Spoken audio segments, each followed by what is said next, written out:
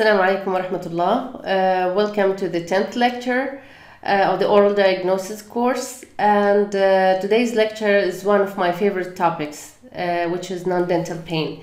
And reaching here to this complicated, horrible diagram showing the classification of facial pains or different sources of facial pain.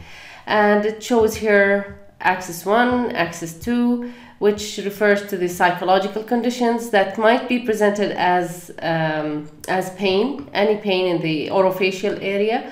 And this includes mood disorder, anxiety, somatoform disorders, and other conditions. And axis 1, which is more of a physical pain, and this can be classified into somatic and neuropathic pain. In the last two lectures, we talked about somatic pain. We talked about the one example of the visceral pain, which is the pulpal pain. Of course, visceral pain include different sources of pain, including neurovascular and vascular pain, glandular and ENT pain. So in this lecture, we are going to present some different types of vascular pain. And also in the last couple of lectures, we talked about one form of musculoskeletal pain, which is periodontal pain. And we talked about periapical lesions, different forms and presentations of the periapical lesions.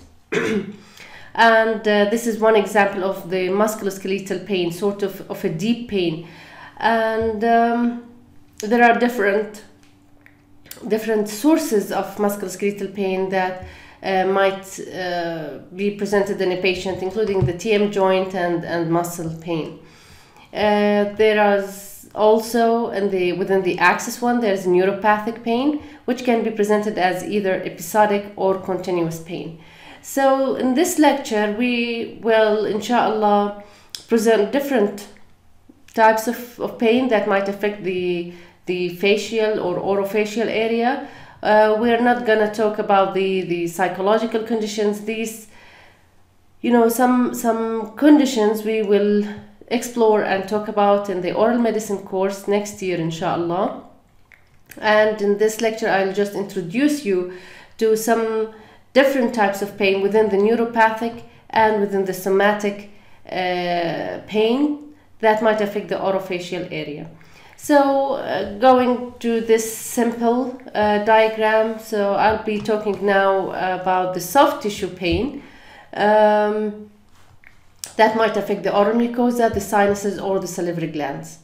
The dentoalveolar pain was discussed in the last couple of lectures, including the odontogenic pain. Periodontal pain I didn't actually talk about. I just talked about the periapical periodontal pain. But of course, periodontal ligaments in the cervical area might be affected, and the patient might come to you complaining of pain in the dental area. And when you examine the tooth, there is no caries, no periapical involvement, no pulpal involvement, and the problem would be just within the gingiva and the cervical periodontal ligament. So the patient might have localized periodontitis or gingivitis, and in this case it's just the cervical part of the periodontal ligaments are involved. And this is the condition that you will deal with in the periodontology and in the periodontics clinic. So going back here to the first part of our lecture, talking about the soft tissue involvement in the orofacial area. And this includes mucosal injury or lesions. So this is actually the simplest lesions to identify and diagnose, because you can see the lesion and you can identify that there is an ulcer there is a nodule, and there's a growth maybe, and this is the source of pain. When you palpate it, when you press on that lesion, this will induce pain. So it's easy to localize. There is no referral. The pain does not refer to different site, and there is nothing hidden. So as you can see here, when the patient comes to you complaining of pain in his tongue and you see this lesion, you can identify, well, this is a big ulcer, this is probably the cause of pain. And the pain is usually presented as a burning sensation, as soreness in the area.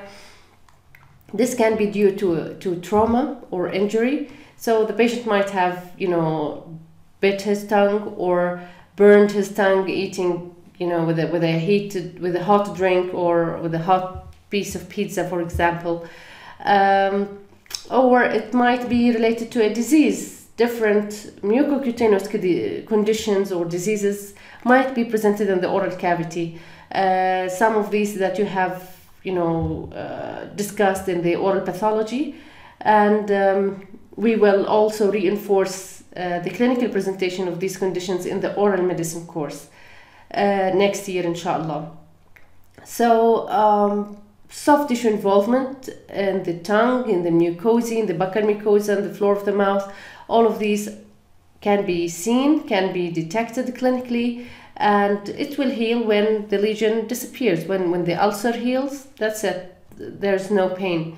And examples include traumatic ulcer, which is the most common cause of ulcers in the oral cavity, autoimmune diseases like pemphigus and pemphigoid, or infections. So that was straightforward. More challenging condition is the sinusitis. And when the sinuses are infected, you cannot see that. You cannot see any lesions within the sinus. And why are we talking about sinusitis?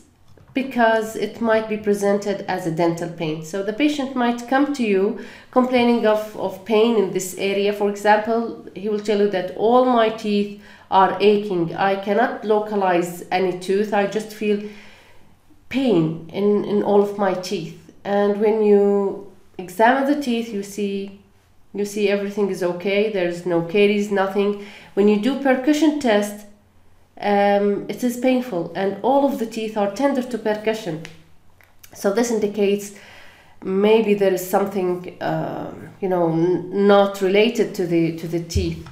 To make sure, to double check, you just took a periapical radiograph, and here you go. There's nothing. There is no caries, no bone loss. So this indicates or rule out that the cause is dental.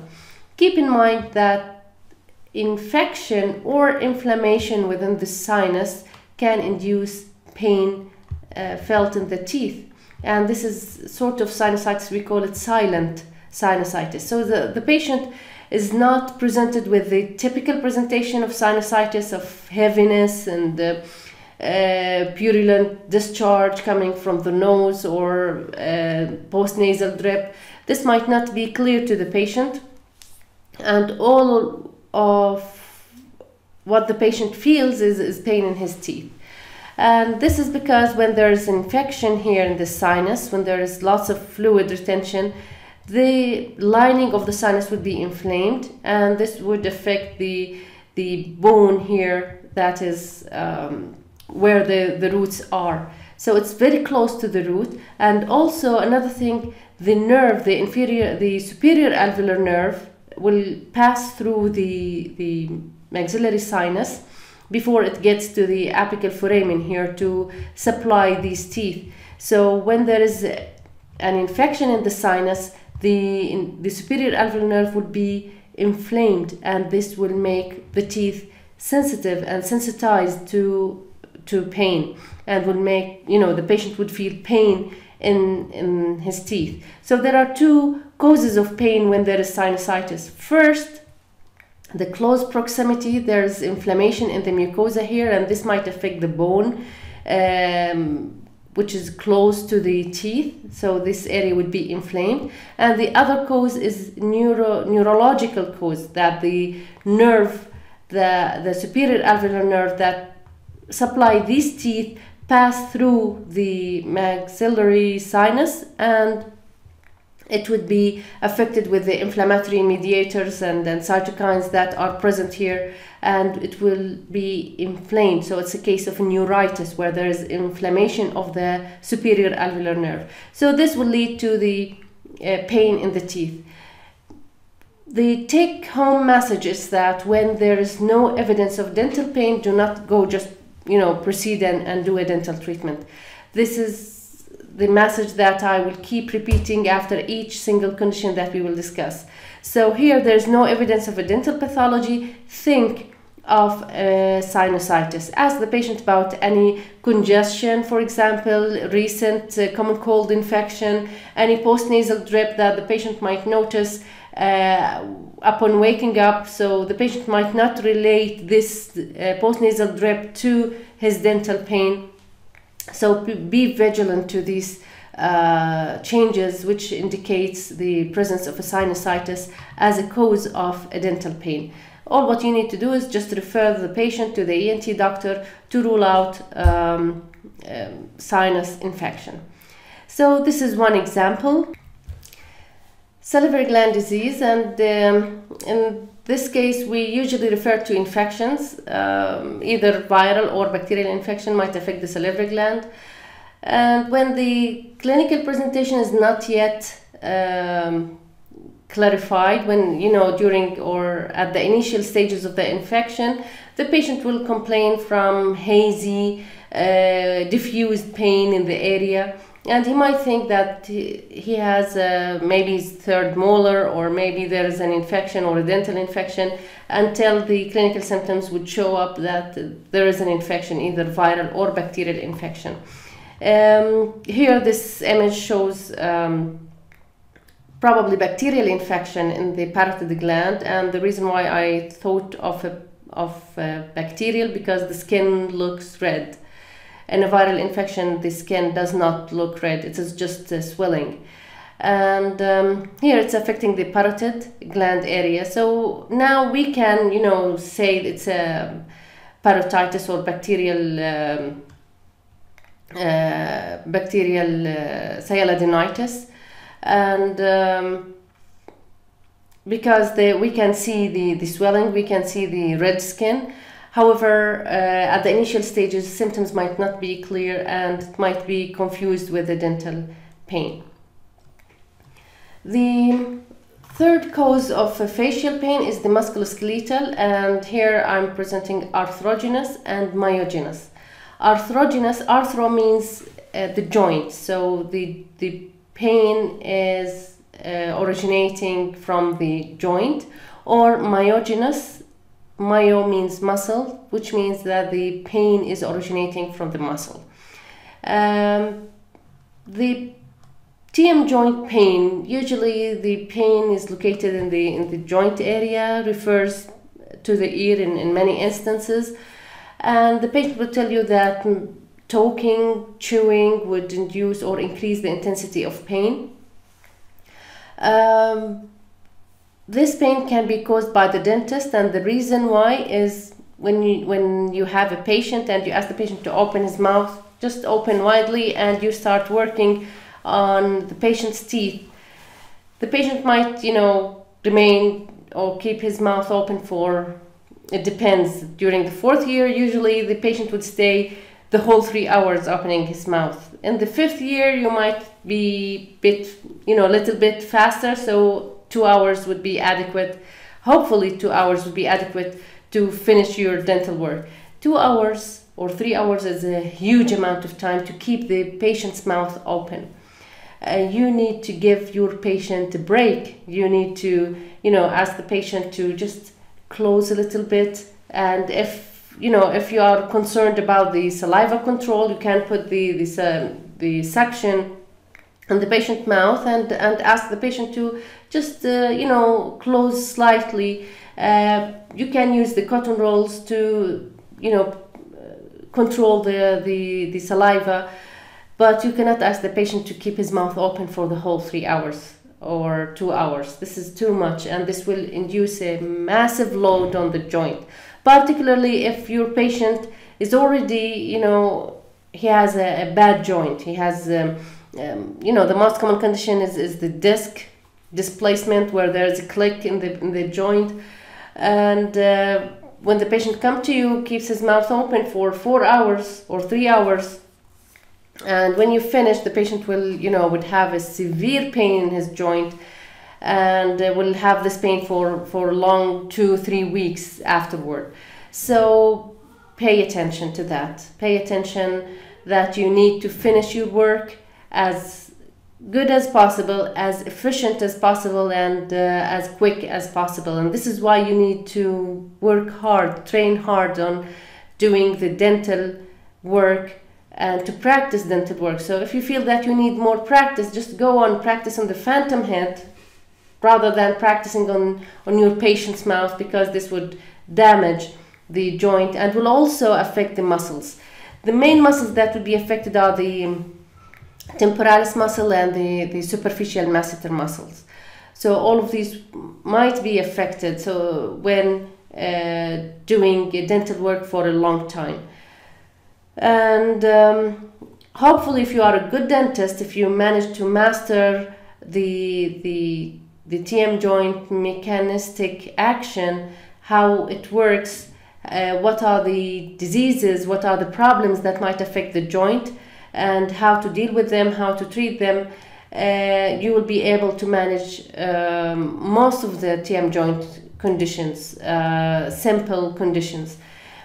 We will talk about the TM joint pain, its mechanism of action, the different diagnoses, whether it's just inflammation causing a capsulitis, or a disc problem that would cause disc displacement, or maybe arthrogenous, which means like the joint itself now it's affected and the patient is developing arthritis. Or maybe the patient have a reasonable joint and in a good health, but the problem is myofascial or within the muscles. So these simple, straightforward conditions, which affect more than 80% of the patients complaining of the TMD, you might be able to manage them. The muscle pain is of particular interest because sometimes when there is a hyperactive point of the muscle, we call it a taut band. And when there is a taut band at the muscles, at the facial muscles, this might be presented as a dental pain. This is the temporalis muscle, and the sign X here refers to the site or location of the taut band, the area where there's a hyperactive tense muscle. So when there is a taut band in this area of the temporalis muscle, the pain would be felt just above this taut band, maybe above the eyebrow, and also it might refer to the anterior tooth. So the patient would come to you complaining of pain in this area and in the anterior teeth, and he would tell you that I have pain in this tooth, referring to or referring to my forehead. So you will go on, examine the tooth, check if it is tender to percussion, check the vitality, do radiographs, things would be clear. But keep in mind that this might be just a referral from a taut band in the temporalis muscle. This is at slightly backward, and these dotted area shows the area of referral where the patient would feel pain. So the patient might feel pain in this area and in the premolar area. Here, as it goes more backward, the pain is referred here and to the molar area, and here the pain is referred to the parietal area of the head. Another example of muscle pain that might be presented as dental pain is taut band here in the superficial masseter. The patient would feel the pain in his teeth. So when you press at the taut band, when you examine, do extraoral examination, and when you palpate the masseter muscle and you feel this taut band, the patient will feel the pain on his teeth. So when a patient comes to you complaining of a dental pain, you did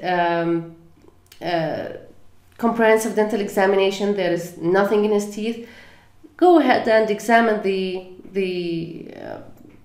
muscles of mastication. So probably, or it is possible that the pain is referred from the muscles of mastication. Here again, the taut band are located a little bit lower in the masseter muscle, and the referral is to the lower teeth. Here the taut band is in the deep masseter muscle, and the pain is felt in the ear. So many patients go to the ENT doctor complaining of earache, complaining of pain in their ear, and when they are examined by the ENT doctor, this is ruled out.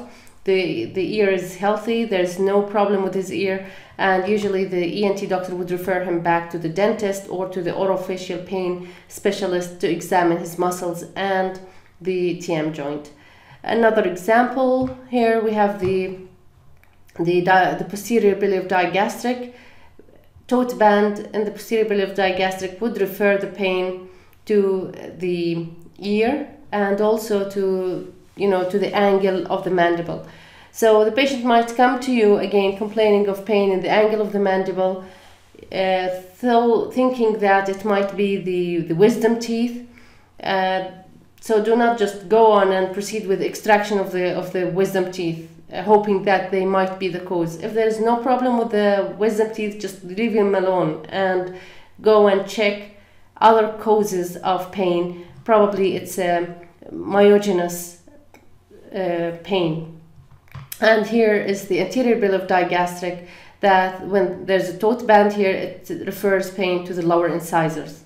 Check the lower incisors, take radiograph, nothing, examine the muscles, and when you palpate at the X site, at the site where there is a tote band, the patient would feel the pain at the referral area. The patient would tell you that when you palpate the anterior biliary digastric, the patient would tell you, yes, exactly, this is the pain, and I feel it now in my teeth.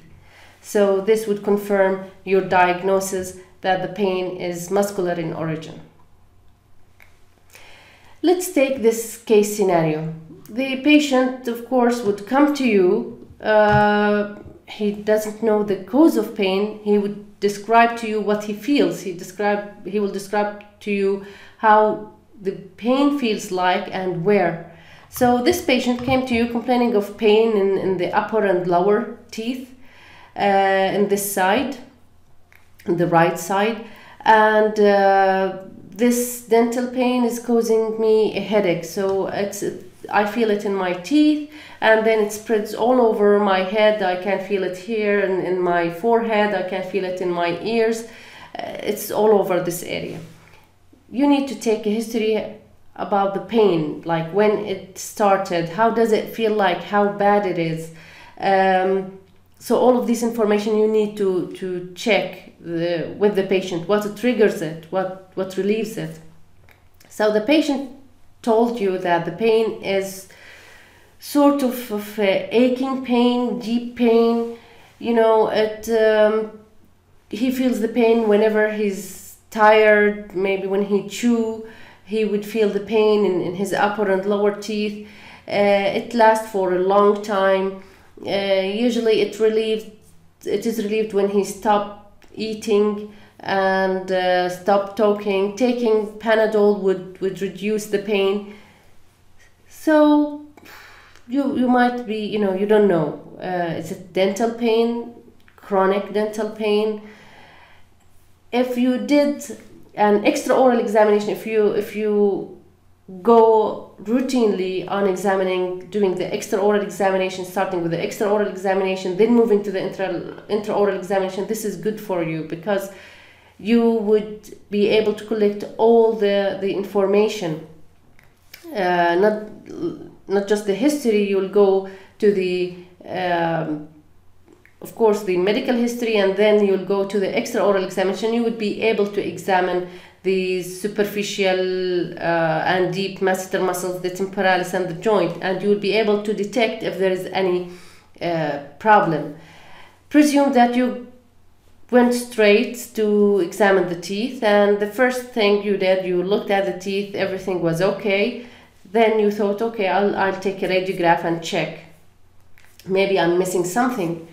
So you took a bite wing and look at that. It's ideal bite wing. There is no even an incipient caries here. It's very clear, very healthy dentition. There is no bone loss. Everything is just perfect. Okay, but the patient feels pain in all of his teeth. So, you don't know what to tell the patient. And if you know nothing about myogenic pain and the muscle pain that might be referred to the teeth, to the upper and lower teeth, you'll be stuck.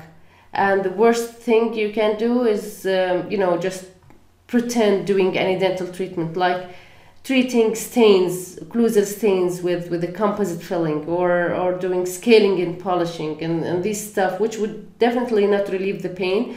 And it might even makes it worse, because when you ask the patient to open his mouth wide for probably 1 hour, treating unnecessarily stains with a composite filling, and in this case, you're making a big mess. You make the patient's condition worse. You did not treat the cause of his pain, and you made it. You unnecessarily damaged dental tissues. You unnecessarily did scaling for this patient. So it is important to recognize that there are different sources of pain, different causes of pain, even dental or toothache. Let's say there are different causes of toothache other than dental pathology or dental pain. Okay, welcome back, and in the part 2 I'm going to talk to you about neuropathic pain. And in neuropathic pain, as I mentioned, it can be presented as episodic or as continuous pain. And what is neuropathic pain? We've seen this slide before, and so far we've been talking about nociceptive pain, where there's tissue damage, there's inflammatory mediators, refers or transmit the pain through the nociceptors located at the peripheral nerve ending, and this would transmit the pain or the sensation to the somatosensory area in the cortex of the brain. The other part of pain, or the other type of pain, is the neuropathic pain that I present to you in this part. In neuropathic pain, there is a damage or dysfunction in the nerve itself. So the problem is not in the surrounding tissue. The nerves are not transmitting signals from the peripheral tissues where there's damage. The nerves themselves are either destructed or there's a dysfunction. So it's either a destruction, like a cut or compression, or damage or demyelination. So all of these are under the term of damage. Or maybe there's dysfunction. So there is no actual damage of the nerve. There is no cut, no compression, no crushing of the nerve, no demyelination, but there is sort of dysfunction which induce this neuropathic pain. Dysfunction, I mean the problem with the receptor activities, with like excessive receptors or excessive neurotransmitters that make these nerves more sensitive or hyperactive than normal. This image here showed us cut in the nerve, one of the examples of the nerve damage inducing a neuropathic pain. So the damage or the cut in the nerve will induce a signal that is transmitted by action potential through the nerve to the central nervous system, and it will be felt as pain. Neuropathic pain can be presented as episodic, which means that it happens in episodes. It's not continuous, and the patient would feel the pain. It's like sharp, lacerating pain. He would tell you that it's like electric shock. It happens and lasts for just a few seconds, and then it disappears. The most common condition of episodic pain is trigeminal neuralgia. So it's a neuropathic pain that affects the trigeminal nerve. Of course, it can affect any other nerve, like glossopharyngeal. So we have glossopharyngeal neuralgia, temporal nerve, auriculotemporal nerve. So the patient would have auriculotemporal neuralgia. So there are different types of neuralgias. The most frequent one, the most common one, is trigeminal neuralgia, and we do care about it because trigeminal nerve is our specialty as a dentist. We are dealing with the head and neck and the teeth, which are supplied by the trigeminal nerve. The continuous pain, the pain is constant. So this pain, there are periods where the pain is so intense and periods where it, subside a little bit, but there is a background pain, continuous aching pain in the background. So these are the two different presentations. In the trigeminal neuralgia, why it is of importance? Because any branch of the trigeminal nerve can be affected, or the ophthalmic, the maxillary, or the mandibular. And in most of the cases, it's the face that is affected. So any touch, any movement, talking, movement of the lips, this would trigger the nerve, and the patient would feel like electric shock pain. Also, the dental nerves might be affected with the trigeminal neuralgia. So the patient might feel the pain at the dental area, at the tooth, and the patient, swear that the pain is from that tooth. So this is why the patient goes to the dentist. When this patient comes to you, you should do the examination, you should take radiographs. Again, if there is no evidence of dental pathology, do not proceed with the dental treatment. Check for other causes. It might be muscular. If there is no muscular cause, think of neuropathic pain. This, for example, a patient who had a pain that is felt in his sixth, in the first molar, and it was extracted. Did not relieve the pain, so the patient came back to the dentist, telling him now it seems that it's the second molar that is painful, it's not the first, and the patient might insist that this tooth need to be extracted. The dentist went on and extracted his second molar, extracted the third molar, the premolars, and still the patient complains of pain. I've seen a patient who had all of her teeth extracted until this central incisor. Then the dentist realized that there's something wrong. He extracted all the teeth in this side, and this did not relieve the patient's pain, and he could not proceed with extracting the other teeth on the other side because the pain is just on this side. So this is, this patient could sue this dentist, because this is very unethical, because the dentist did the extraction for teeth that should not be extracted. He just failed to identify the cause of her pain. Of course, the dentist might go on doing like fillings, doing RCTs, and then the pain would persist, and it would think, okay, maybe the RCT failed, let's do retrograde filling, and then it fails again, the pain is still there, so eventually we'll do extraction and move to the other teeth. So these are this is one of the sad examples of misdiagnosing toothache. So toothache, it's not always related to a dental pain. It might be presented as a toothache, which means pain in the teeth, but this is not related to a dental pathology. You need to figure out the cause of the pain. So if you did not find any dental cause, think that it might be neuropathic and refer the patient.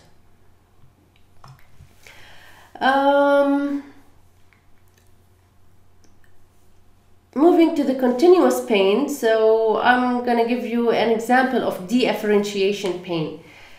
What does that mean? Well, at the beginning, when the patient used to have a trigeminal neuralgia, the neurologist thought that, okay, the patient keeps feeling pain from for example, the mandibular branch of the trigeminal. Let's cut that branch of the trigeminal nerve, and this would solve the problem. The patient would not feel pain, and this is what they did. So they cut the mandibular branch of the trigeminal nerve, hoping that this would relieve the patient's pain. What it did actually, the patient now stopped feeling the neuralgia, but he now feels different type of pain. It's sort of a continuous neuropathic pain. Another example is when they had to amputate the arm of a patient because of gangrene, for example, or infection, and the patient had to had his arm cut or amputated. This was thought to relieve all of his pain because the cause or the source of his pain, this infected arm, was removed. But in fact, the patient kept feeling the pain, continuously feeling the pain in this amputated arm. Although there's physically you cannot see the arm, but the patient still feels the pain in that arm. And we call this pain a phantom pain. Phantom because it does not exist anymore. This arm was, or this organ was amputated, but still the patient feels the pain in that organ, in his arm or in his leg, for example. And the same applies if there is a tooth pain, if there is a tooth and it is painful. So even after extracting the tooth, the patient might still feel the pain at the tooth area. So we call that a phantom tooth pain. And this is a form of deafferentiation, where there is a cut of the innervation of that tooth or of that organ. Why deafferentiation happens? Talking about the orofacial area, maybe because of, the main cause is trauma, either like the patient had an injury or fracture that led to cut of the inferior alveolar nerve, for example, or maybe after extracting the lower third molar, the inferior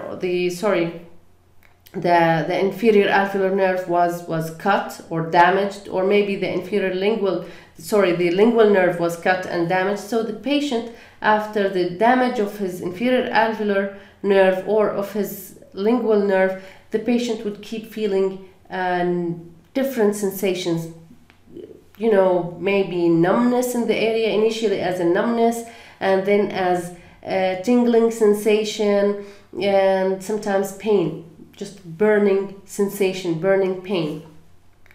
So we call this deafferentiation pain. Why it is important? Because when actually we do a root canal treatment, when you extubate the pulp, you are removing all the connective tissue within the pulp chamber and the canal, and you are removing the nerves as well. So this is what we do when we do a root canal treatment. We take out the pulp. This pulp, keep in mind, this pulp is part of the nerve, of the trigeminal nerve. So we actually are cutting part of the trigeminal nerve. It's a tiny part, but it is a part of the trigeminal nerve.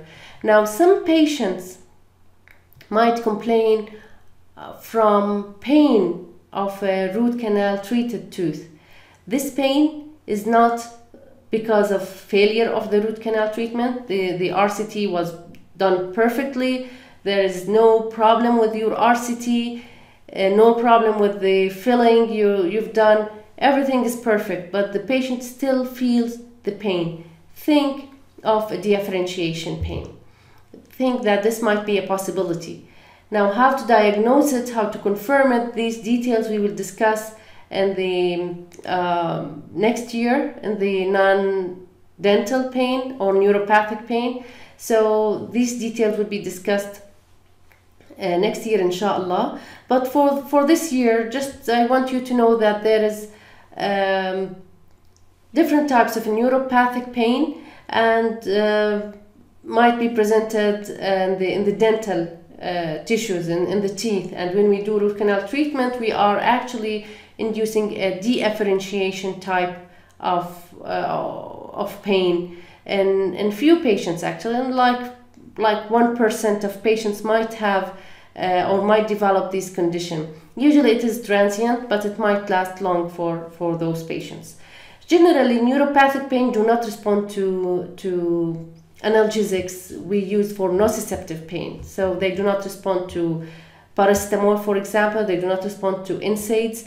And usually they are treated with anesthetic topically if the problem is just local within the peripheral nerves, or sometimes we need to work on the central nervous system to suppress the activity of the nerves by giving medications like anticonvulsants and tricyclic antidepressants. We give tricyclic antidepressants not because the patient is depressed and not because it is a psychological problem, but because it was found that these antidepressants medication would reduce the pain, the neuropathic pain, because they worked on the receptors of the nerves. Okay, opioids might be effective, but we don't like using them because of the problem of dependency, so we'd rather work on anticonvulsants and tricyclic antidepressants. They are safer.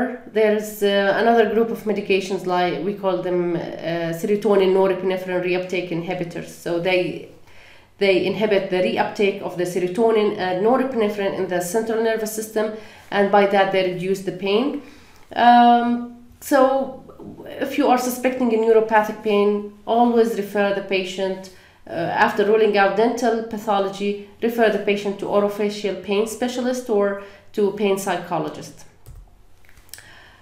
Okay, the third part of the lecture, we will be talking about neurovascular pain presented as headache. So welcome back to the third part of the lecture, talking about neurovascular pain.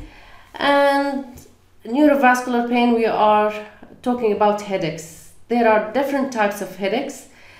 This image shows us, just a brief description about the headaches, how they are presented clinically. Sinus headaches, so the patient would feel fullness and heaviness in the sinus areas and the forehead. Cluster headache or suicidal headache, it's the worst type of pain, the worst type, the pain known to humanity, and it is called suicidal headache because some patients attempt suicide just when they are within the episode of headache, or when they are afraid of having the second episode of headache, because the cluster headache happens in a cluster of sequence of headaches that last for about 15 minutes to 45 minutes. But these are the worst type of headaches ever. So the patient described the pain as like a sword just entering the eyes. It's very bad pain. Neck pain or cervicogenic headache, where usually the patient is having spasm in the muscles, in the cervical muscles, and usually it is related to malposition. So I see this condition in many students, like when they are just putting their head down during reading, or for example, employee that work for long hours on the computer. So this would, the bad positioning or the bad posture of the shoulders and the neck would induce contraction and spasm of the cervical muscles, inducing headaches. TMJ headache, this type of headache was recently added by the International Headache Society, and this headache is related to the TM joint problem. Migraine headache, usually it affects one half, either the right or the left, and the patient would feel, it's again very bad headache. The patient would feel the pain in one side. It's more of a throbbing pain, usually accompanied with nausea, vomiting. The patient cannot tolerate light or sounds, and tend to just go and sleep in a dark, quiet room. This is the migraine headache. And the last one is the tension headache. The patient feels the pain in this area. It's like a band tightened around the patient's head. So these are the different types of headache. The most common types are the tension type headache and the migraine headache. We will discuss the clinical presentations and treatment options next year, inshallah. For this year, I just wanted to raise your attention toward the mid-face migraine. So it's a different type of migraine. Migraine, as I said, it affects the half of your face or of your head. But in the mid-face migraine, the patient will feel pain in the tooth area. So the patient would come to you complaining of a dental pain, but the description of pain is a little bit weird. So the patient would tell you that there is pain in this area, in the upper teeth. It's sort of a throbbing pain. It lasts for hours, and I had to take several analgesics until it calmed down, and disappears for couple of weeks, and then it came back again with the throbbing severe pain in this area.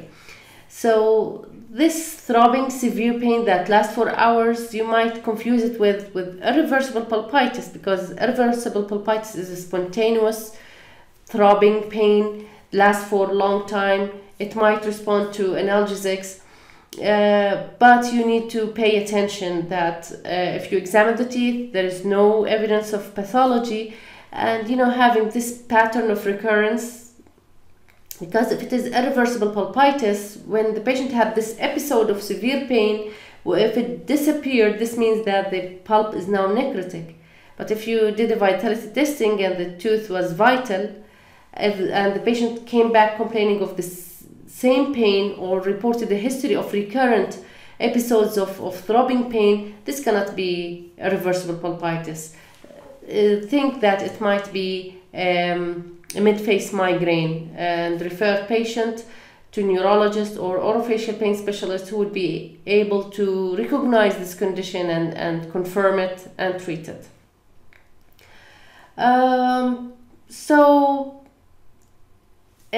Always, check for a dental cause of pain. If there is no objective evidence of a dental cause of pain, do not proceed with dental treatment. Think of other options, think of other possibilities. Could be myogenous, could be TM joint, it could be neuropathic, it could be headache, certain types of headache. So think of different possibilities of pain. Just do the dental treatment when you are confident that there is a dental cause of this pain. If not, refer the patient to a neurologist or orofacial pain specialist. So this is what I wanted to share with you regarding non-dental causes of a toothache. I hope you've enjoyed this, and see you next week. Assalamu alaikum wa rahmatullah.